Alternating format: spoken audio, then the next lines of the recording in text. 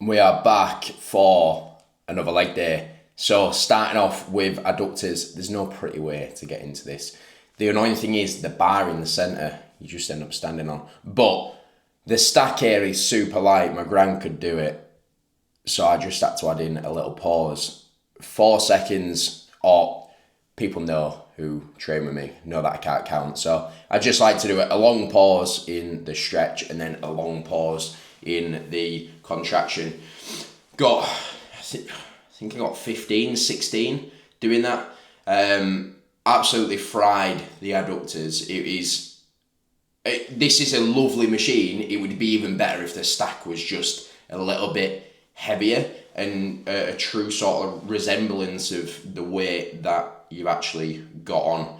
But yeah, you can see it's quite a challenging machine getting it into that short, and in that lengthened it's quite easy, but it then gets really, really hard in that short, and the same with most machines, to be honest. But went into this session, lower back wasn't feeling too great. I was sat down for quite a while, but managed to get things moving. I went a little bit lighter a little bit later on. But next up we have a seated leg curl. This is probably my favourite seated leg curl. I've used quite a few different ones, but this is my favourite just for connection. The sort of, it's just so smooth. There's no sort of like sticking points. It is beautiful. You can keep nice and locked in. You can see that my arms are nice and straight as well. I'm just driving myself back into that pad,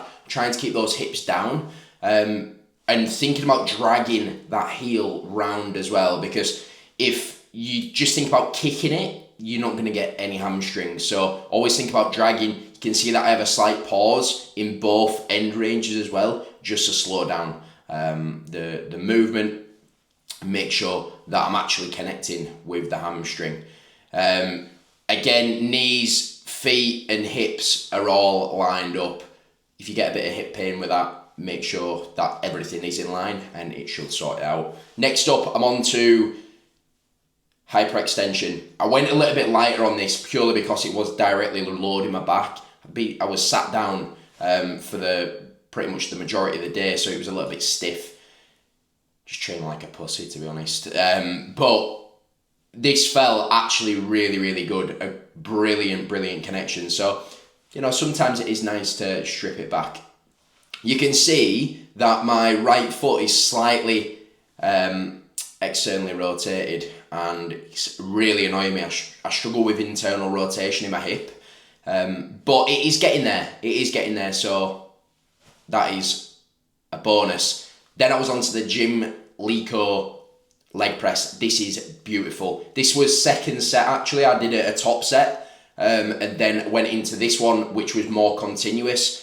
I'm really trying not to take any rest right at the top. Just keep things standardised, and you can fall into the trap of trying to chase logbook numbers, take a little bit longer time at the top, and is it true progression? I'm not sure. So yeah, continuous reps, fried the quads. Again, on this one I had toes slightly pointed out. It just felt perfect, absolutely perfect. If you've not used this one, give it a go. You can get some brilliant range on it. I then went up to a leg extension, and Prime, they've nailed it. I really, really do like this one. I've used, in the first gym that I ever trained at, we actually had Cybex, and the Cybex was unreal, but this is pretty much there. I have the drop off, so it's more challenging at the beginning and middle end range, so it begins to drop off at the top, purely because this was later on in the session, and just to have that low drop off when I was trying to get it really short did help me get a few more reps. You can see there shaking like a shitting dog. The connection on here is unreal. Again, pausing in the contraction and pausing in the lengthened just to take away any momentum. And then I was on to pendulum. I got my setup wrong on this. You can see here that it just wasn't right. It just didn't feel right. We've got the gym that I normally train at, we've got a Watson one, and I tried to replicate the Watson sort of setup, and it just buried me, absolutely buried me. Normally I'm a little bit stronger on this, so there's things to take away from this. Normally I have my feet a little bit here, but on this one, when I've trained here in the past, normally I have them a little bit lower, so they were just a little bit too high.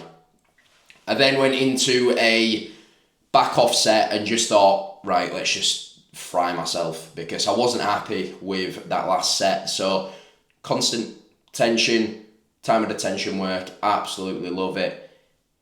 Anyone that knows me knows I like some really slow negatives. It felt really nice, this, really good. I think because I was a little bit annoyed with the last set, I really tried to rinse everything on this. Again, not pausing at the top, trying to keep those reps consistent, because the next time I come onto this, I've got it written down. I can go, right, first set, 4.5, wasn't great, foot placement wasn't great. This one, a little bit better. And again, because I've written that down, when I come to then train again, I can then take away from it and make any necessary tweaks to make sure that I nail the setup on there. Look at that. Killer, absolute killer on the quads. Then onto the booty builder. See, far too many people have their feet far too high up and it just becomes a quad extension.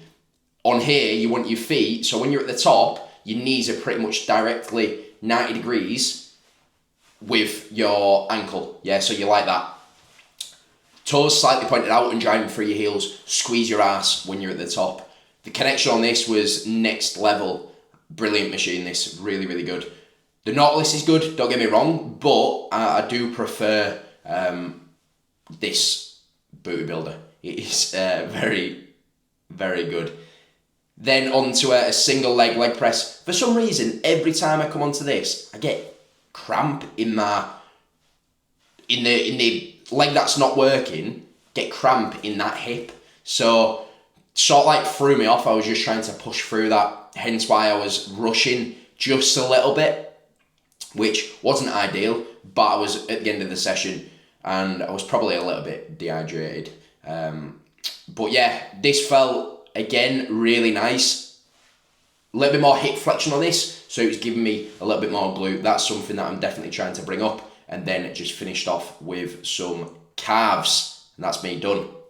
And if you want to see a little bit more content like this, a little bit more educational, training, let me know. Drop it in the comments or just give it a little like. It's always appreciated, and I shall make sure to continue dishing these out as we move forward.